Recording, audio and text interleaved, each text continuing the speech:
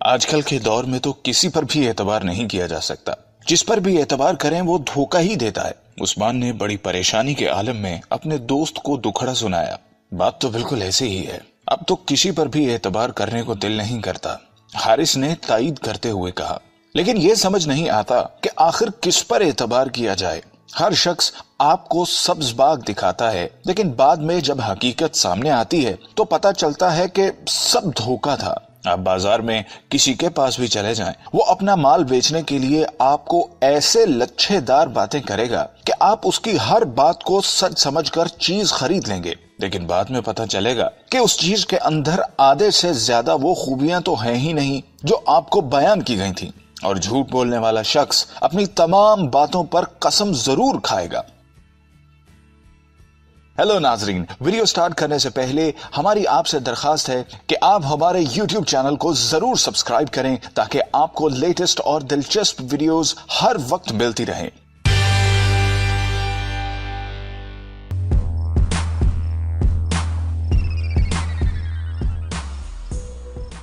بہت سے لوگ ایک چیز کو بیچتے وقت تو سونا بنا دیتے ہیں کہ اس سے بہتر کوئی چیز نہیں، لیکن اگر وہی چیز ان کو واپس خریدنی ہو تو اس سے گھٹیا چیز کوئی نہیں ہوتی۔ میں نے ایک پراپرٹی ڈیلر سے ایک پلاٹ خریدا۔ پلاٹ بیچتے وقت تو اس نے اس کی خوبیاں بیان کرتے وقت زمین و آسمان کے قلابے ملا دیے کہ اس سے بہتر پلاٹ آپ کو نہیں ملے گا، جتنی جلدی ہو سکے اس کو خرید لیں، اس کی لوکیشن سب سے بہترین ہے، اس کی قیمت دنوں میں بڑھے گی، اس کے آگے 60 فٹ روڈ ہے، اس کے پاس مسجد اور پارک ہے، بہت جلد بجلی آ جائے گی، ڈیمانڈ نوٹس جمع ہو چکے ہیں، گیس پائپ پڑ چکے ہیں۔ میں نے اس کی باتوں سے متاثر ہو کر وہ پلاٹ خرید لیا۔ تو کیا سب کچھ ویسے ہی ہوا جیسا اس نے کہا تھا؟ ویسے کب ہونا تھا؟ پراپرٹی ڈیلر تو اپنا کمیشن لے کر سائٹ پر ہوا۔ اب جب 2 سال گزر گئے تو مجھے کچھ رقم کی ضرورت پڑ گئی۔ میں اسی پراپرٹی ڈیلر کے پاس گیا۔ میں نے اسے کہا کہ یہ پلاٹ مجھ سے خرید لو، تو اس نے مجھے بتایا کہ اس کی قیمت تو اب 20% کم ہو گئی ہے۔ میں نے کہا اس کی قیمت کیسے کم ہو سکتی ہے؟ تم نے تو مجھے بتایا تھا کہ اس کی قیمت دنوں میں بڑھے گی، مجھے تو اب 2 سال ہو گئے ہیں۔ تو اس نے مجھے کہا کہ اس کالونی کے ڈیولپر بھاگ گئے ہیں، اس کا تمام کام رک گیا ہے، آپ خوش نصیب ہوں گے اگر وہ قیمت لے لیں جو میں آپ کو دے رہا ہوں، ورنہ کچھ مہینوں بعد آپ کو اس پلاٹ کے اتنے پیسے بھی نہیں ملیں گے۔ میں ہکا بکا اس کا منہ دیکھ رہا تھا کہ اس کی 2 سال پہلے کی گفتگو میں اور آج کی گفتگو میں کتنا فرق تھا۔ آخر ہم لوگ اپنے چند ٹکے کمیشن حاصل کرنے اور ناجائز منافع کمانے کے لیے کتنی دیر تک دوسروں کو دھوکہ دیتا رہیں گے؟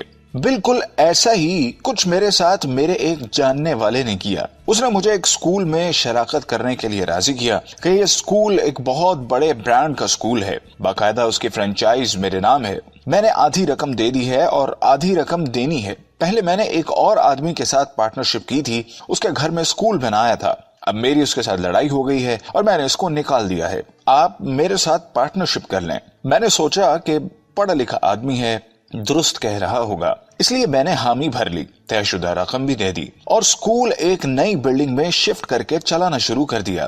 کچھ دنوں کے بعد میں نے محسوس کیا کہ اگر یہ فرنچائزڈ سکول ہے تو ہیڈ آفس کے ساتھ رابطہ بھی تو ہونا چاہیے، لیکن میرے پارٹنر نے مجھے یہ کہہ کر مطمئن کر دیا کہ جب ہم آدھی فرنچائز فیس دیں گے تو پھر ہمیں ہیڈ آفس سب کچھ دے گا۔ اسی دوران مجھے پتا چلا کہ ہیڈ آفس نے ایک ٹریننگ کا اہتمام کیا ہے جس میں اس چین کے تمام سکول شرکت کریں گے، لیکن ہماری برانچ کا کوئی نام و نشان نہ تھا۔ اس پر میرا ماتھا ٹھنکا اور میں نے ہیڈ آفس جا کر برانچ کی تصدیق کی تو پتا چلا کہ میرے پارٹنر کے نام پر تو کبھی کوئی فرنچائز جاری ہی نہیں ہوئی، اس نے خود سے ہی سکول کا نام رکھ کر کام شروع کر دیا اور نہ جانے کتنے ہی لوگوں کو اس کی آڑ میں لوٹ چکا ہے۔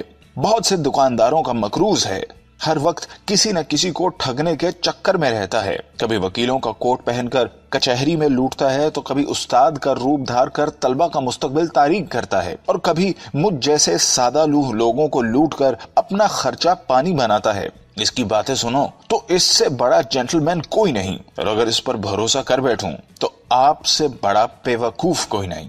آج کل تو اس طرح کی کہانیاں بہت عام ہیں اور لوگ دن دہاڑے دوسرے لوگوں کو بیوقوف بنا رہے ہیں، لیکن اس سب سے بچنے کا طریقہ کیا ہے؟ ہم اس وقت ان 9 سر بازوں کے ہتھے چڑھتے ہیں جب ہم لالچ کرتے ہیں، इंसान को लालच नहीं करना चाहिए। कोई भी चीज दिनों में सोना नहीं बनती। अगर कोई चीज आपको बहुत सस्ती मिल रही है तो इसके बारे में तहकीक लाजमी कर लिया करें। अगर कोई शख्स आपको बहुत ज्यादा नफे का लालच दे रहा हो तो ऐसा मुमकिन ही नहीं। वो बजाते खुद इससे नफा क्यों नहीं कमा रहा और वो सोने की कान आपके हवाले क्यों करना चाहता है। हमेशा वो लोग लुटते हैं जिनको खुद पर एतबार नहीं होता और वो अपने आप को दूसरों के मरहूने मिन्नत कर देते हैं। जो बंदा आपको सब्ज बाग दिखा रहा है वो खुद उससे फायदा क्यों नहीं उठा रहा। और हम लोग अपनी आसानी के लिए इस तरह के नौसरबाजों का शिकार हो जाते हैं।